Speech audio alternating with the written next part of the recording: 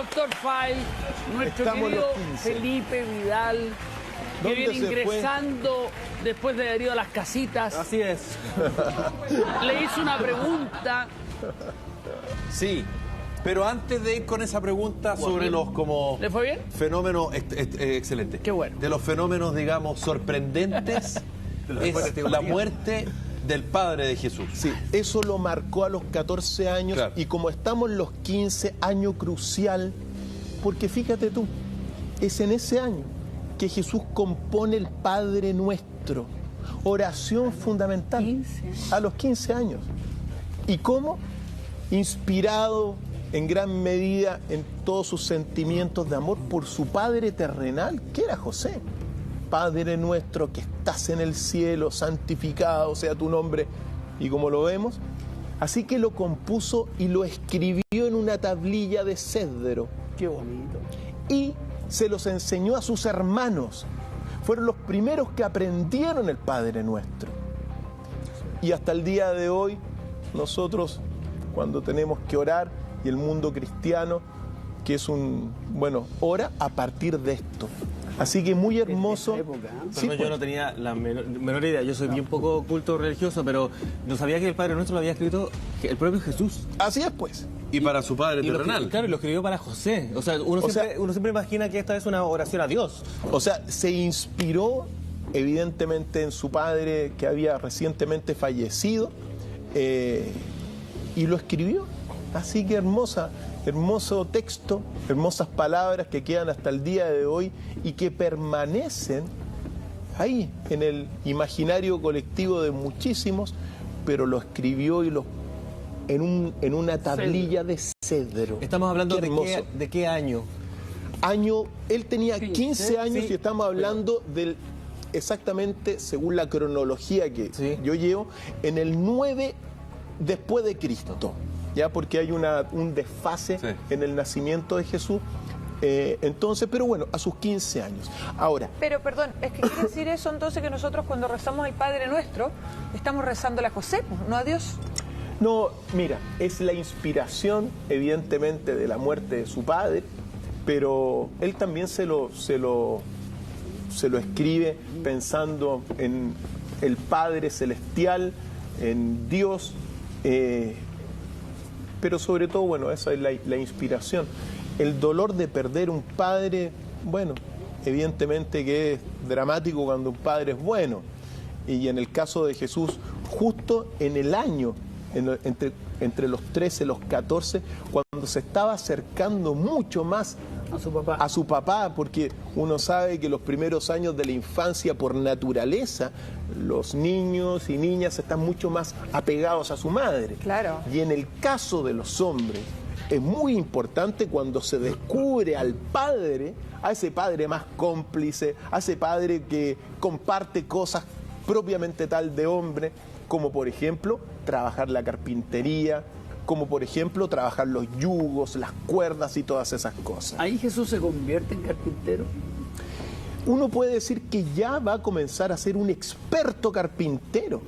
Experto carpintero para aquel tiempo. Y sobre todo debido a que la ausencia del padre a sus 14 años y a los 15 años va a significar que la familia va a comenzar a tener un poquito más de carencias en términos de la alimentación, en términos económicos.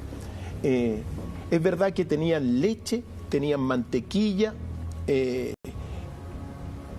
tenían frutas de donde ellos cultivaban, pero en general sus desayunos comenzaron a ser más frugales y lo más fuerte se lo comían y lo dejaban para la cena.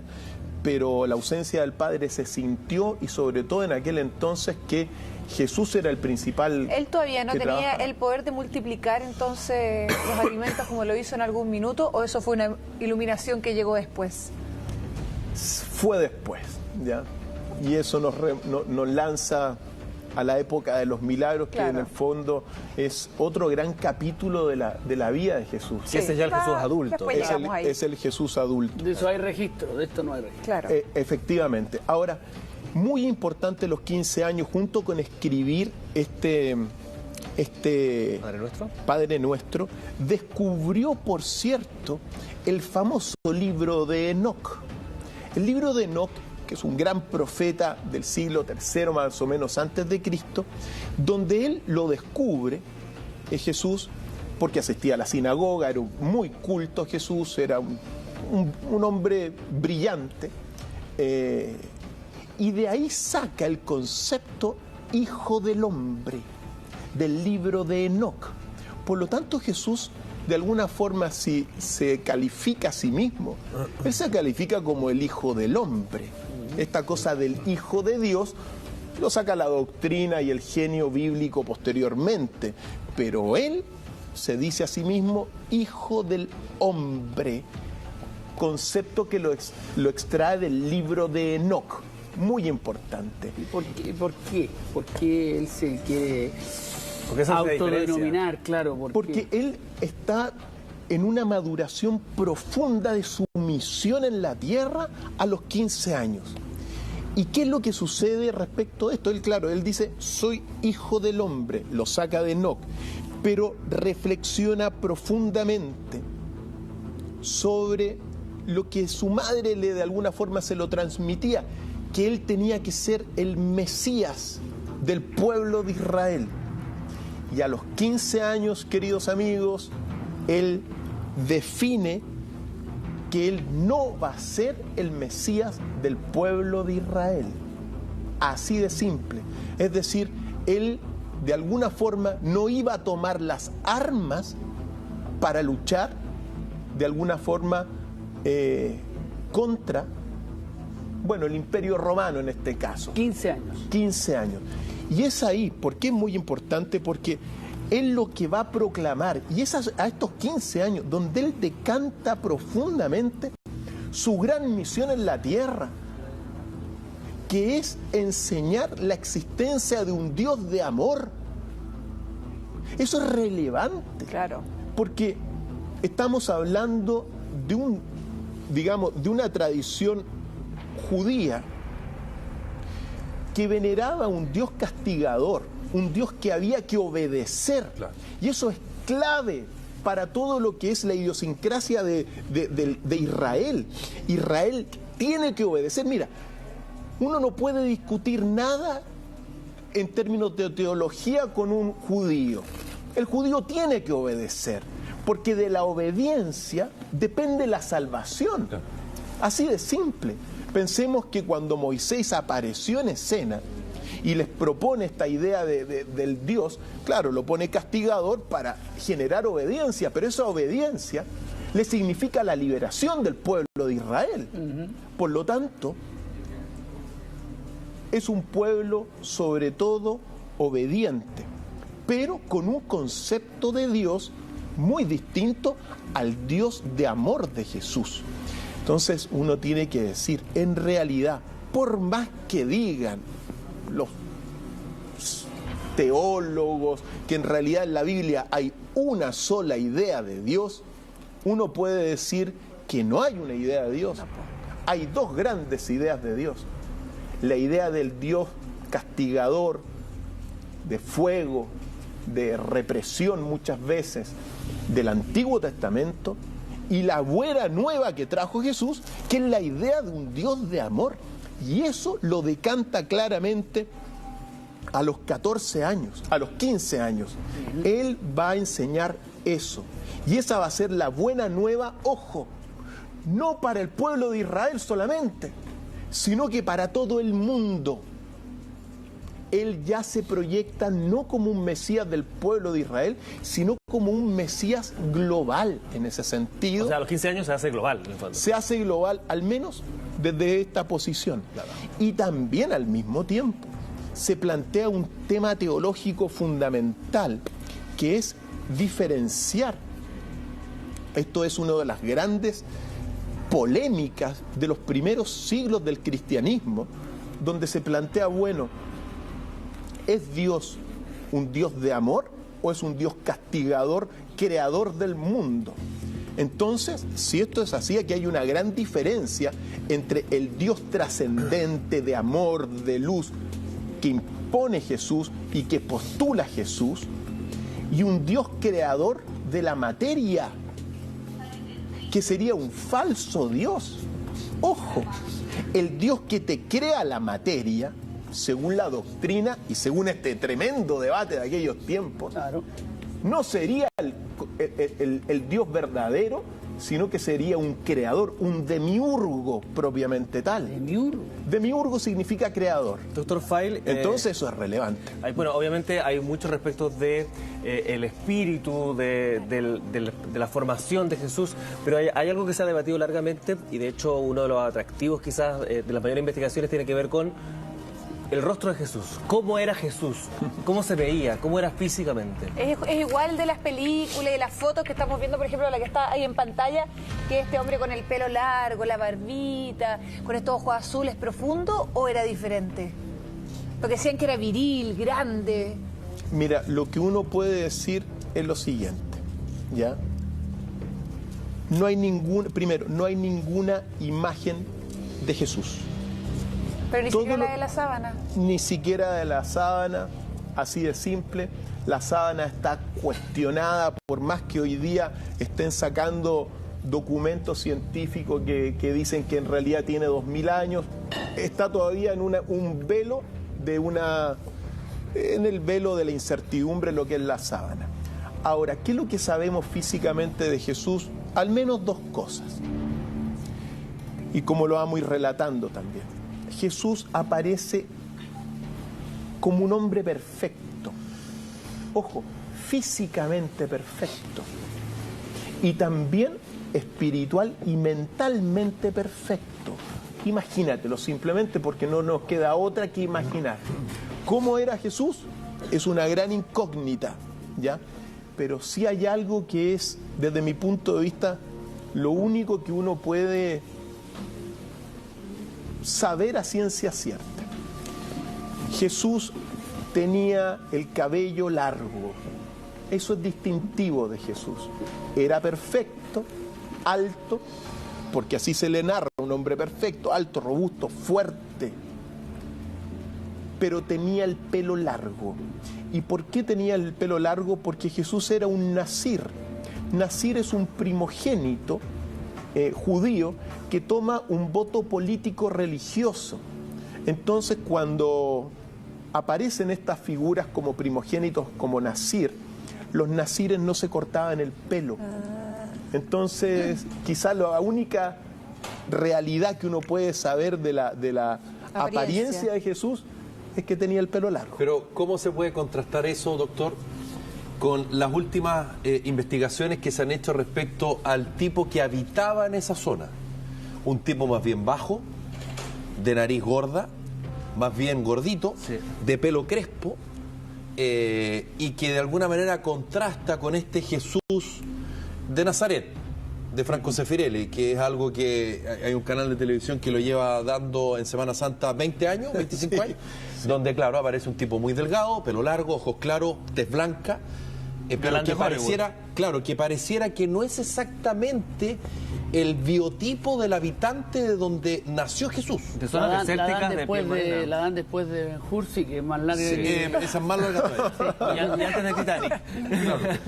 Sí, yo tengo que decir que en realidad son propuestas creativas sobre la vida de Jesús, sobre todo a partir de la sábana del Santo Sudario, que es un sudario que está en tela de juicio hoy día. Porque ahí aparece precisamente imagen que habla Felipe. efectivamente en el Santo Sudario, aparece claro, alguien con barba, Claro. parecido al Jesús que estamos viendo aquí de Franco Sefirelli, pero en realidad nadie ha visto la imagen de Jesús, no hay un recuerdo. Lo que desde mi punto de vista uno tiene que recordar es eso, que tenía el pelo largo porque era un nazir y que era un hombre perfecto. Y a lo que tú señalaste, bueno, así como hay gente baja, también hay altos, pues. Claro. Así que es posible, es muy probable que no haya sido bajo Jesús, que haya sido bastante alto. Tenía fuerza también, hay episodios donde se narra que tiene mucha fuerza también en su brazo derecho para detener, por cierto, a personas que lo estaban agrediendo particularmente un centinela, lo para con un brazo de Jesús, con un brazo, ¿ya? Entonces es así.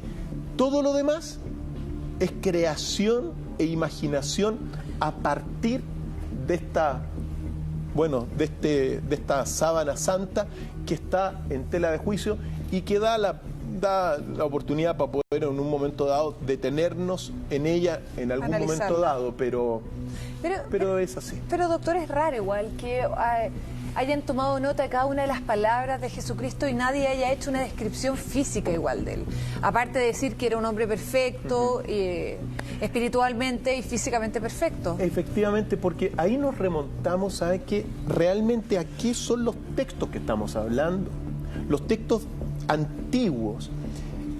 Siempre mira, cuando uno los lee y los relee y los analiza críticamente y ve lo que se habla de los textos antiguos, uno no puede decir que sean textos de historia, no, claro, ¿ya? Sino que son textos de carácter más legendarios. La leyenda propiamente tal no significa que sea falsa, claro, sino que tiene muchos elementos de realidad y de verdad histórica, pero que son exaltados por la imaginación para poder difundir más didácticamente. Pero efectivamente, ¿cómo es posible que no tengamos una descripción física exacta de cómo era Jesús? Claro, que alguien haya dicho, lo digo porque en esa época también, bueno, el antiguo Egipto y todo lo demás, habían descripciones físicas, no era que en la época no había un interés físico, porque lo había previamente. Así es. Ahora, piensa tú también, en ningún pasaje de ningún texto dice Jesús nació tal año. Claro. ¿Qué año nació Jesús? Entonces hay un tremendo conflicto hasta el día de hoy de cuándo nació, qué día nació Jesús. Es una tremenda polémica. ¿Por qué? Porque no son, ojo, a principios del siglo XX se consideraban los textos bíblicos como historia, es decir, aquí esto pasó así. Y hoy día los eruditos lo consideran como textos de carácter más legendario. Es decir, es muy posible que el genio bíblico, por su afán pedagógico, haya ocupado el género de la leyenda y lo haya escrito así para ser más, de alguna forma, más pedagógico. Pero ciertamente esto no significa que no tengan partes de la historia. Es decir, hay partes de la historia en estos textos también. Hay que saber extraerla. Volviendo al rostro, te quiero mostrar una imagen. Yo la tengo aquí atrás, la imagen. Científicos, a través del sudario divino, que tú dices que está cuestionado, bueno, llevaron un trabajo que los hace concluir en que esta sería la aproximación más exacta al rostro de Jesús. Ahí está, claro. Efectivamente. Que se podría asimilar un poco a la de Jesús de Nazaret respecto a las facciones, a lo largo de la barba, pero sí, efectivamente, una piel mucho más morena, mucho más gruesa, obviamente como cualquier persona que vive en el Medio Oriente, y la nariz más grande también. Y se ve más adulto. Ahí está. También, Así es. ¿Ah? Esta es la reconstrucción precisamente a partir de este sudario. Y como les dije, es una reconstrucción hasta el día de hoy. Y ojo, porque esto es un inmenso debate hoy en el mundo académico respecto de la validez del Santo Sudario. ¿Ya? Entonces, claro, hace un tiempo atrás, hace varios años atrás, se hizo una prueba objetiva del carbono 14 y se determinó que esto era del siglo XIII, aproximadamente. Así de simple. Entonces, uno dice, claro, aparece una persona que fue efectivamente crucificada, que tiene barba, que tiene el pelo largo, ¿ya? Pero es del siglo XIII, ¿ya? Entonces uno tiene que decirlo desde la partida. ¿Se hizo una crucifixión en el siglo XIII? Sí, pues en el siglo XIII se hacían muchas cosas horrorosas también. Es decir, aquí había un mártir, sí, alguien crucificado también. Pero según la ciencia, no era Jesús. ¿Qué es lo que sucedió ahora poco? Tiene un aire usted, doctor File. Podría ser nuestro Jesucristo. Bueno. Le dejamos el pelo más largo, Enhorabuena, algo, pues. algo tiene. Enhorabuena, pues, tener un poquito Carola, por de esa, favor, contrólate. de esa No, figura. pero dejémosle el pelito largo con sus ojitos azules, su barbita, igual, ¿o no? Sí. Vamos a- Sí, vamos. nuestro Jesús. Ahora, ¿qué es lo que sucede? Don Gecho. Siempre que uno tenga un poquito de Jesús va a ser bueno para todos. Es Así que verdad. Claro. eso es gran Era un parte. piropo, doctor. Gracias, Sí. Carola. Gracias, Carola. ¿Y qué es lo que sucede con el Santo Sudario? Que ahora último han aparecido algunas nuevas investigaciones que dicen que es verdadero, que nuevamente pasaron una parte de lo que encontraron en el sudario y que tendría 2000 años. Ya. Desde mi punto de vista, No hay conclusiones. hoy día no hay una conclusión, pero siempre sucede que lamentablemente se busca manipular las creencias muchísimo. Es que eso mismo le voy a preguntar, ¿no hay conclusión o no revelan las conclusiones? Porque en realidad quizás mejor quedarse con la imagen de este Jesucristo que ya todos tenemos hace casi 2000 años instaurada en nuestra memoria y en nuestro colectivo también a esta altura, que de repente si no, mire, sabe que era morenito, gordito, bajito, de ojos café y con nariz aguileña. Mira, según lo que ocurre a los 16 años, aquí aparecen a los 16 años características físicas de Jesús. Y me permito señalarlas porque a los 16 años alcanza su madurez física. ¿Cómo era Jesús según estos textos antiguos? Era robusto, era fuerte, físicamente muy bien formado, hermoso según los textos, era viril, serio, reservado, compasivo y amable, características de Jesús a los 16 años. Mira. Por lo tanto, bueno, hermoso, viril, fuerte, tenía una sonrisa simpática, por cierto, y reconfortante según lo que uno puede narrar. Tenía una voz musical, fuerte y enérgica. Era en el fondo un amigo cordial, pero un maestro autoritario. Así que cuando Jesús tenía que hablar las cosas, Era dejaba clarito. las cosas claritas, Sí. pero era amigo cordial. Bueno, manejaba a 12 personas. Por supuesto que sí. Así que es en este tiempo, en estos 16 años, cuando ocurre que María le dice directamente, según lo que uno sabe, le dice directamente a Jesús que está destinado a ser el Mesías y el libertador del pueblo de Israel. Es decir, la mamá llegó y dijo, momentito, usted tiene que ser el Mesías. Así de simple. Y el libertador del pueblo. Y es ahí cuando Jesús discrepó con ella porque ya había decantado su misión. Su misión no se iba a reservar solamente para el pueblo de Israel, sino que iba a ser una misión global. Fue la primera gran revelación. Rebeldía. O rebeldía, esa es la palabra, con su madre. Digámosle discrepancia. ¿Ya? Pero sí, le dice y ahí discrepan. María tenía eso y generó una tensión con Jesús que duró al menos unos cuantos años. Ah, sí. Por supuesto que sí, porque ella desde pequeño, desde el mismo nacimiento, este nacimiento milagroso también y especial, esperaba que Jesús sea el libertador también del pueblo de Israel, libertador por las armas. Pero Jesús estaba enseñando un Dios bueno, pues. Es que ahí hay una lectura que uno puede hacer bastante importante respecto de María. Obviamente, su universo, su mundo era el pueblo de Israel. Y la libertad de Israel para ella era el máximo logro que podía hacer Jesús en el mundo. Sin embargo, él tenía esta conciencia respecto de que no era solamente Israel, era el mundo entero el que necesitaba liberarse, ¿no? Así es su gran intuición profunda. Recordemos que los viajes comienzan después, los grandes viajes de Jesús comienzan después, pero es en ese momento también donde Jesús comienza también a madurar lo que es su doble naturaleza, es decir, su naturaleza humana y su naturaleza divina. a los 16 años, ya en pleno desarrollo físico. ¿Cómo era Jesús? Era una persona aguda, analítica, fuerte, admirable y, por cierto, muy atractivo, según lo que uno puede sacar de estos textos que yo les dije.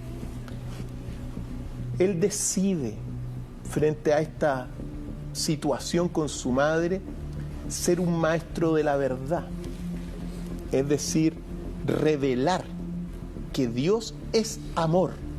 Es decir, todos estos años 14, 15, 16, se le genera primero está pasando de la niñez a la adolescencia, en la discusión interna. Efectivamente, dándose cuenta cuál es su misión, porque, ojo, el Chazam de Nazaret, que es de alguna forma el jefe de los sacerdotes del templo, de la sinagoga de Nazaret, esperaban que él sea un gran maestro, o sea, muchos esperaban que él fuese realmente el libertador, porque ya destacaba desde pequeño, lideraba amigos, etc. Pero sin embargo, en aquellos 16 años, siendo Nazir, le dice a su madre: mamita, no voy a ser el líder de los nacionalistas ni de los patrióticos de Israel. Si era tan atractivo, me imagino que más de alguna mujer se ha fijado en él. Por supuesto que sí. Pero eso es en unos años antes. Particularmente Rebeca. Rebeca a los 20 años se va a enamorar de él.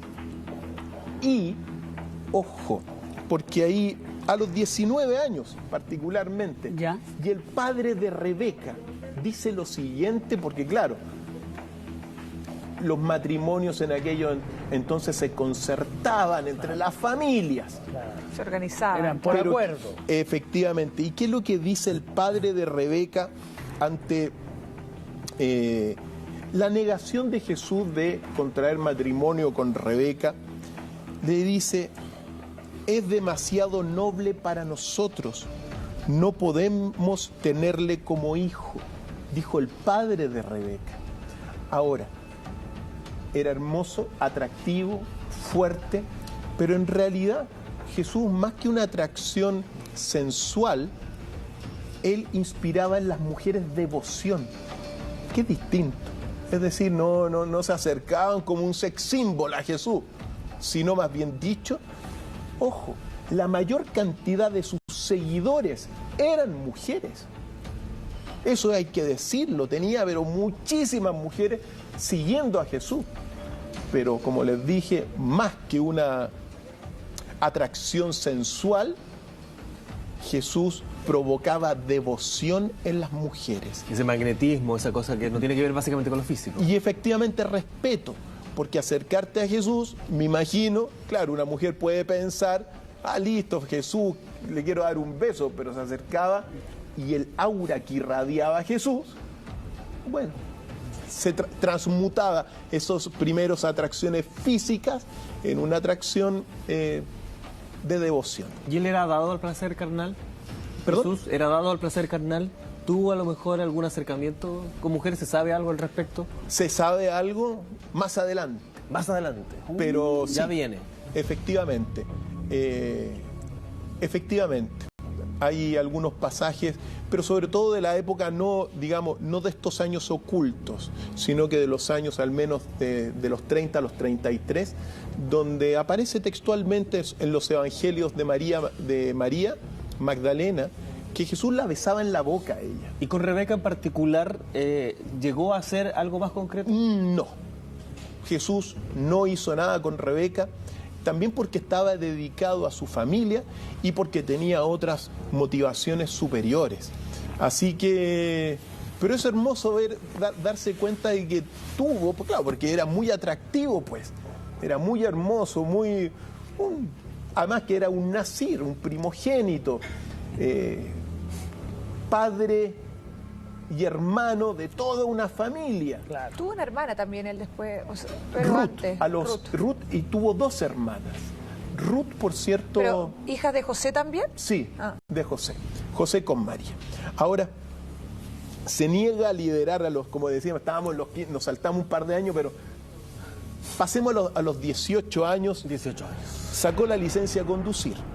Mayor de edad. Camellos. No. No.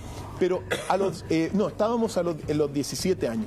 A los 18 años, importantísimo momento, porque su hermano Amós, que era un hermanito menor, lamentablemente le da una fiebre alta durante una semana y murió su hermano Amós. ¿Ya? Entonces es un episodio que le duele muchísimo a Jesús y lo va a motivar a preocuparse aún más de su familia. ¿Ya? Se da cuenta que depende toda la familia de Jesús, que son varios, son con María y 7 hermanos más, dependen de él. Entonces la muerte de Amós caló hondo en todo lo que es esta situación. Ahora, junto con la muerte de Amós, la situación financiera de la familia no es buena tampoco, ¿ya? Y también todos los impuestos que le están cobrando.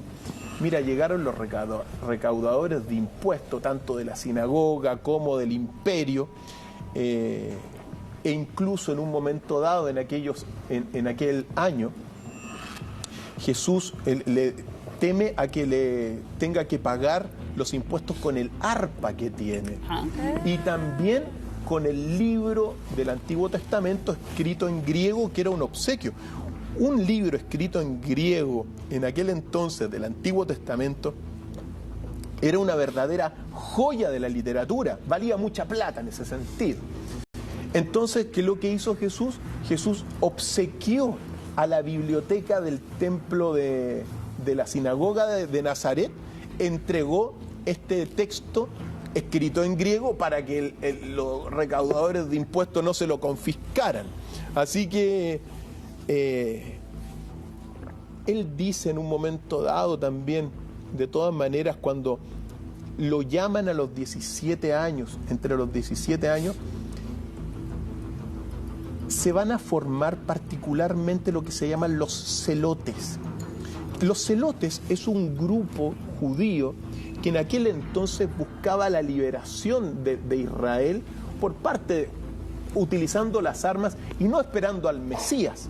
De alguna forma los celotes van a ser los sucesores de los macabeos rebeldes primero con las armas, después lo toman los celotes, diferente a los fariseos. ¿Ya? ¿Por qué mira a mí cuando dice macabeo, señor? No, macabeo. Jesús era macabeo. Una raza. Jesús era, era macabeo. Jesús está en la región precisamente de mayor rebeldía contra el Imperio Romano, que eran los macabeos. Los macabeos son fundamentales en la historia de todo el pueblo de Israel. Muy importante. Bien. Gran maestro. Está reivindicando. Por supuesto que sí. Pues. Bien. Ahora, ¿qué es lo que sucede en esos 17 años, entre los 17 y los 18 años? Estos celotes le dicen a Jesús o le hacen ver que él tenía que liderarlos para liberarlos del yugo de Roma. Y Jesús, e incluso los celotes, le dicen que, bueno, ellos pueden dar donaciones a la familia de Jesús para que no tenga problemas económicos. Sabían también que si Jesús lideraba a los celotes, muchos lo iban a acompañar porque era un líder innato también. Y es ahí cuando Jesús, debido a toda esta, a su misión en la tierra, dice que Él no los va a liberar, o sea, no los va a liderar a los celotes. Muy importante lo que sucede porque Él declara en un momento dado, y cuál es la justificación también para que no se vayan encima, que Él tiene que cuidar a su familia sobre todo, y sentencia algo muy hermoso que dice: el dinero no puede amar. El dinero no puede amar. Es decir, ¿qué es lo que necesitan sus hermanos? Es amor. Entonces, entregándole dinero, no van a recibir lo que están necesitando realmente. sea lo que haya ocurrido, eso significó que muchos dejaron de seguir a Jesús a los 17 años. Como no iba a ser el líder armado, muchos de alguna forma se fueron, este ya no nos va a liderar, este no era, sigamos nuestro camino. Por lo tanto, perdió apoyo Jesús dentro del mismo pueblo de Israel como líder a los 17 años y por su misión que iba a tener. Como les decía, a los 18 años murió su hermano. Esto ocurre entre los 17 y los 18 años. Y a los 18 años, su hermano, digamos, su sucesor era Santiago. Y viaja al templo de Jerusalén a presentar a su hermano Santiago. Por lo tanto, es la segunda visita a Jerusalén que tiene Jesús en su historia a los 18 años. Y van caminando con rumbo a Jerusalén desde Nazaret. Y bueno, y su hermano Santiago le va preguntando cosas, cómo es esto, etcétera. Y en el templo, claro, como él ya se sabía del debate que había tenido a los 12 años, su hermano Santiago de alguna forma esperó que se generara otro debate de Jesús contra, digamos, en el templo con los doctores judíos. Y según esto, Jesús lo llevó, lo presentó, lo hizo ciudadano oficial, por decirlo así, pero no intervino en ningún debate Jesús. Así de simple. ¿Por qué no? Dice, porque le pregunta a su hermano Santiago, ¿por qué no dices algo, no intervienes? Y Jesús dice textualmente, según las declaraciones y textos que yo tengo, aún no ha llegado mi hora. Estaba esperando su hora. Y es ahí también cuando visita en Betania a todo lo que es Lázaro también, su gran amigo, y también a Marta, que es su madre. Así que año 18, año de estos procesos. Entre los 17 ya se expresa libremente que no va a liderar a los celotes, y al mismo tiempo viaja por segunda vez a Jerusalén, llevando y presentando a su hermano Santiago, que ojo, le va a dar también ahora, lo va a hacer trabajar, le va a asignar que trabaje también en el puesto de caravanas. Por lo tanto, estaba la carpintería, la trabajaba Jesús, experto carpintero, y su hermano en el puesto de caravanas. Entonces así el hermano Santiago le comunicaba todas las cosas, porque el puesto de caravanas es muy importante, porque estamos hablando de Nazaret, que está al lado de Megido. Megido en su momento dado fue el punto de encuentro de todos los que venían del oriente en Megido. Claro. Y por lo tanto Nazaret tenía la misma función. Llegaban visitantes de todo el mundo. Santiago era uno de los 7 hermanos que tuvo Jesús. Así es, el mayor después de Jesús. El mayor después de Jesús. Así es. 7 hermanos contando a Amós que murió. Sí. Ya. Ahí hay entre 7 y 8, es posible que sean 8. Estamos escarbando unos documentos para afirmarlo después. ¿Y Jesús se hizo cargo, en el fondo asumió la paternidad de cada uno de sus hermanos? Sí, pues, sí, como padre hermano de la familia. Eso fue Jesús. Ahora, entonces, estamos en aquellos pasamos a los 19 años. ¿Ya? Cuando conoció a Rebeca. A los 19 años, efectivamente. Yo Rebeca no la perdono, claro. Tenía anotado Así es. ¿Por qué? Y ella, porque ella quería casarse con él, pero no te hicimos la pregunta. ¿Él quería casarse con Rebeca? No, no quería casarse. Entonces, ¿por qué Rebeca convenció a su padre como para que fuera a pedir esta unión junto a la familia de Cristo? Porque esas eran las tradiciones, es decir, generalmente la unión de ellos significa que las familias se fortalecen económicamente, pero en el momento dado Jesús diplomáticamente le dice que tiene otras misiones, que no puede de alguna forma casarse, y como decía, el mismo padre de Rebeca, según los textos, dice: es demasiado noble Jesús para nosotros, así que pero sí significativo el hecho de que aparezca en la historia una mujer enamorada de Jesús, así de simple, y a los 19 años. Así que importante. Lo hace más humano. Lo hace. Nosotros evidentemente estamos viendo la vida más laica de Jesús, la vida del filósofo de Jesús, del Cristo en la tierra. Y los que quieran ver la vida de Dios en la tierra, bueno, van a la misa los domingos, pero aquí no estamos haciendo eso. Nosotros estamos viendo... Esta es la más entretenida. Esta es la parte más entretenida, obviamente. La otra, bueno, uno no, para muchos no se puede tocar la figura, pero mira, Jesús es una persona con tantas dimensiones, como los grandes profetas o los grandes avatares o los grandes Cristos. O sea, mira, temas de Jesús no se van a acabar hoy día. Esto es apenas una pincelada de todo lo que uno puede hablar de Jesús. Tiene totalmente sentido porque son solo interpretaciones. Así es. De lo escrito. Efectivamente. Así que a los 19 años también importantes cosas, porque le demostró a su madre, María, que era muy bueno educar a los niños con lo que se llama la estimulación positiva, que era otra forma de educar, otra forma de enseñar. La tradición que uno podía ver en Israel era el castigo, es decir, aprende porque si no te va a llegar, estudia porque si no te va a sacar mala nota, vaya a reprobar. Es decir, siempre la estimulación negativa, esa cosa como el miedo a ser quizá más inepto, más tonto, qué sé yo, si te va mal. Pero en realidad Jesús lo que demostró en aquel año 19 a su madre, que la estimulación positiva, es decir, la alabanza, el premio, era una mejor forma de educar a sus hermanos y en general a los niños todos. Entonces, muy bonito porque se plantea un debate de la enseñanza hasta el día de hoy. ¿Cómo educas tú en el colegio? ¿Atemorizando o estimulando?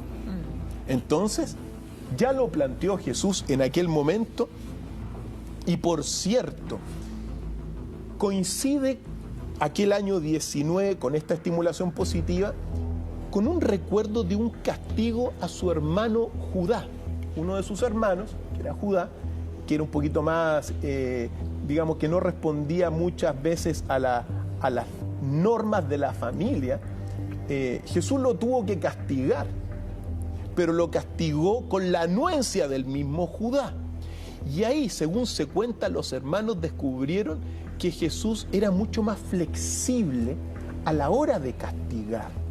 No era estas cosas rígidas, propias de alguna forma de un mundo judío antiguo, sino que le estaba planteando nuevas formas, por ejemplo, mucho más amigables, por decirlo así, que le causó esta forma de castigar a Judá, le causó la misma admiración de su propia familia y con la anuencia, como decía, de Judá. Así que son pequeñas cositas que tenemos que decir para entrar a un año crucial que es los 20 años. ¿Qué pasó a los 20 años?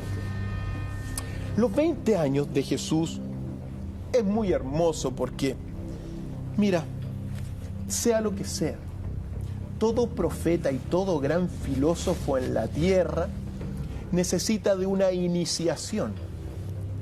Se tiene que iniciar en las artes del pensamiento y de la sabiduría. Por eso, Jesús viajó a Nazaret. Jesús de Nazaret viajó por tercera vez a Jerusalén. Pero ni siquiera visitó el templo de Jerusalén. Sí visitó a Lázaro, por cierto, a Marta en Betania, pero miró de lejos el templo de Jerusalén, porque de alguna forma, como le había señalado, el templo de Jerusalén significaba, bueno, sacerdotes vinculados a la política, al comercio, sacrificios, discriminación de la mujer. Con intereses. Entonces, en esa tercera visita, ni pasó por el templo, lo miró de lejos. 20 años. Visitó a su amigo Lázaro y partió con rumbo 25 kilómetros a un lugar que se llama Engadi, Engadí. donde antiguamente habría estado la ciudad de Sodoma y Gomorra. ¿Ya? ¿Y qué es lo que visitó allá, según estos textos antiguos? A los sabios esenios. Los esenios, quizá para aquel mundo del Medio Oriente de aquel tiempo, eran los más grandes sabios que cultivaban, por cierto, no solamente sabidurías y profecías del pueblo de Israel, sino que también las sabidurías egipcias y babilónicas. Por lo tanto, uno tiene que decirlo desde el principio aquí, Jesús se va a iniciar en la sabiduría de los esenios. Juan el Bautista también va a ser un esenio. Por lo tanto, muy importante, son grandes sanadores los esenios, son grandes sabios, y por cierto, va en ese lugar, va a encontrar un silencio que le va a permitir meditar, le va a permitir conocer las antiguas tradiciones proféticas, y de alguna forma va a comenzar un aprendizaje filosófico con los más preparados, que era esta, por decirlo así, cofradía de esenios ahí en Engadi. Una élite. Como con una élite, Una élite, claro. por supuesto que sí. ¿Y ahí permanece un tiempo? Permanece un tiempo, y ojo, porque permanece un tiempo, medita, estudia, pero está a 25 kilómetros de Jerusalén, no es tan lejos. Nunca va a dejar de alguna forma de estar vinculado a la filosofía de estos grandes sanadores del espíritu, del alma, que van a ser los esenios. Después va a volver a la región de los esenios para que el mismo Juan el Bautista lo bautizara, que también era un esenio. Claro. Por lo tanto, muy importante este pasaje. Me permito leer, cuando él se va previamente a llegar a los esenios por primera vez, él va a decir un texto al despedirse de Lázaro y también de Marta allá en Betania. Y me permito decirlo para que uno al menos perciba cómo pensaba Jesús según estos textos apócrifos, no del canon. Y dice Jesús, antes de ir a este lugar, que ojo, celebró la Pascua Jesús, pero no sacrificando, sino que celebró la Pascua Jesús con vino y con agua, cosa que lo va a repetir. ¿Qué Pascua celebraba él? Porque nosotros igual nuestras Pascuas tienen relación a él, po. Sí, es que bueno, tiene en la Pascua cuando se reúnen una vez al año para hacer la iniciación de los hermanos, de estos que ahí se hace muchas veces la Pascua. La Pascua. Pero él no sacrificó animal, sino que la hizo con agua y con vino, que va a ser una norma que después se va a tener hasta el día de hoy. Pero ¿qué es lo que dice para que un poco nosotros vayamos viendo cómo va pensando? Y le dice, antes de irse a los esenios, dejad que la mente infantil y oscurecida de mi pueblo sirva a su Dios como Moisés mandó. Es mejor que así lo hagan, pero dejad que nosotros, que hemos visto la luz de la vida, no nos dirijamos al Padre a través de la oscuridad de la muerte. Dejad que seamos libres en el conocimiento de la verdad del amor eterno de nuestro Padre. Por lo tanto, el camino al Padre, el camino a Dios, no es a través de la muerte y el sacrificio de un cordero, ni de una oveja, ni de ningún animal. Nada. Esto es relevante también porque hasta el día de hoy se recuerda el pan y el vino, de alguna forma recordando todo lo que va a ser la celebración del agua de la vida y del pan de la vida. Eso es, pan y de la agua. vida. Pan y agua, había dicho agua y vino, no. Pan y agua, por cierto. Vino en un lujo. Y eso, a los 20 años, al menos Jesús lo va al menos a implantar. Y también muy importante cuando ya están con los esenios en En-Gadi, que es un lugar de silencio, que es un lugar fantástico en términos de que si uno hoy día se va allá y ve cómo es el lugar, es un lugar para una contemplación meditativa profunda. Y es ahí donde Jesús aprendió, por cierto, con los esenios. Las tradiciones proféticas más antiguas, no solamente de Israel, como había señalado, sino también de Babilonia, y también aprendió las tradiciones más antiguas egipcias, particularmente herméticas, es decir, del gran sabio Hermes Trimegisto o dios Tot. Por lo tanto, también leyó la historia de los Moisés y, por cierto, de los profetas, ahí en toda esta región de En-Gadi con los esenios. ¿Por qué es esto importante? Porque ya va a comenzar su formación, no solamente dentro del espectro judío, sino que ya su filosofía se va a comenzar a ampliar de una forma enorme y sobre todo con los más expertos, con esta élite que estaba ahí en En-Gadi. ¿Cómo logra masificarse? ¿Cómo? ¿Cómo logra, perdón? Masificarse. De boca en boca. Oye, me contaron que... Mira, todos estos procesos duran siglos. Siglos. Pero en esa época. De boca en boca. Claro. Fundamentalmente de boca en boca. Y siempre es así. Pero acercándose a estos intelectuales de alguna medida también, lo que hacía era llegar a, entre comillas, los líderes de opinión de la época, y ellos bajaban la información, o sea, conocer a Jesús y transmitir básicamente quién era este personaje, se hacía a través de esto, no sé, me imagino yo que a eso se explica también el acercamiento que tuvo hacia estas personas.